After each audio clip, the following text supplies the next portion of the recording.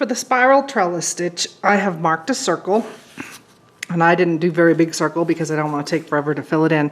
We're going to outline this circle with a short back stitch. I don't want it to be so short that I can't get a needle under it later, but I don't want it to be so long that I don't get a nice circle. So it's just a back stitch all the way around.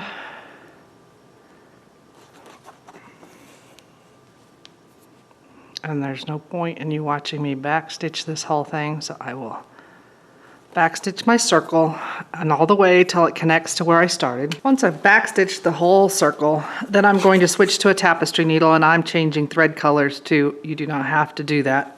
I'm going to bring my needle up inside my backstitch circle. I'm using a really long piece of thread because if I can avoid it, I do not want to have to tie on later. This is a surface stitch, so the back stitch is really the only thing that's going through the fabric. So tapestry needle. After I come up just inside, I'm going under the next back stitch in the circle to the right, and then I'm going to wrap my thread under the bottom part of the needle and under the tip, going counterclockwise, pull through, and I'm going to pull down toward the inside of the circle to make a knot. Then I go up in the next stitch to the right, bring my thread under the needle on the bottom part and under it on the top part. So I'm kind of circling around my back stitch. I'm going to pull through, and I'm going to pull down toward the middle so it makes another knot. So I'm just making a series of knots here. Then up under the next back stitch, wrap my thread under the back side of the needle and under the tip of the needle, pull through, and pull down to make a knot. And I'm just going to keep doing this all the way around the circle. So the next back stitch to the right, I'm sliding my needle part way under it, don't pull it all the way through, wrapping my working thread under the back side of the needle, then under the tip of the needle, counterclockwise, pull through, and pull down towards the middle of the needle, the middle of the circle to tighten that knot up. Then the next stitch, slide part way under, thread under the back of the needle, under the tip of the needle, pull through and pull down. So I'm just going to continue this on every single back stitch all the way around my circle. I've gone all the way around my circle, but we're not stopping here. Now that I've run out of back stitches, I'm going to come up on the thread between the knots on each stitch. I'm going to still do the same thing. I'm just taking my needle through part way, bringing my thread under the back side of the needle, under the tip of the needle, going counterclockwise, pull through, pull that little knot down, then I go under the next thread between the next two knots. I'm going to wrap my working thread under the back of the needle, under the tip of the needle, counterclockwise, pull up, and then the next thread between the next two knots, wrap my thread under the back of the needle, under the front of the needle, counterclockwise, pull up, pull down toward the center to tighten that knot up. Then the next thread between the next two knots, wrap it counterclockwise under the needle, the back side and the tip. And I'm going to just keep doing this, so we just keep going and going to fill in this in a spiral form. And when it starts getting to where the stitches want to pile up on each other, we'll start decreasing, and I will come back to show that.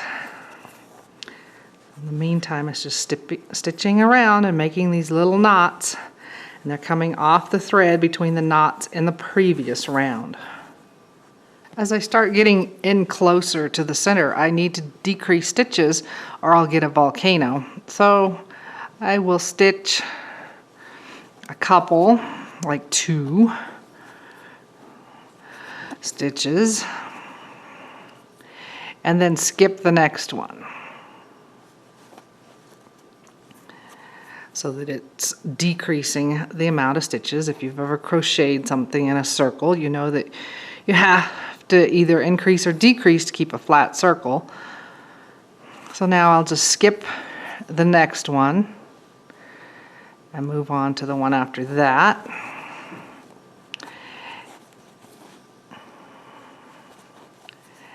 And do a couple stitches.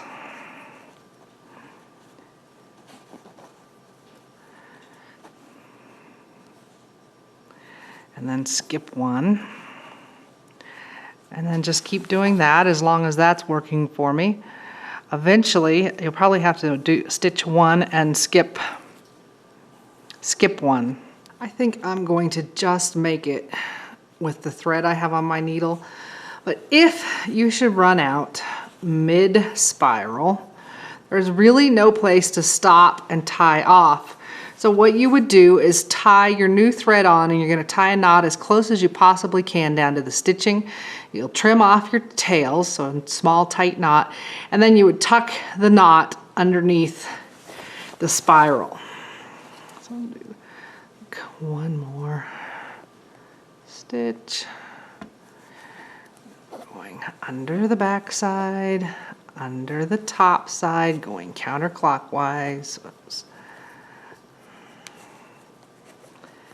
Pull through, and when you get all the way to the middle and have filled it in, then you're going to take your needle through the center, through the fabric to the back side and knot off. So the back side, all I have is my back stitch, and then when I knot here in the center.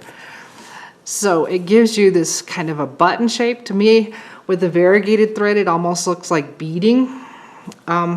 The first time I did it with 6 strands of floss, and that's this one right here, and one color. You can actually put pieces in it and frame them like we did with the shisha stitches. So then you would just build up and you wouldn't decrease as soon. So it's kind of a fun dimensional stitch.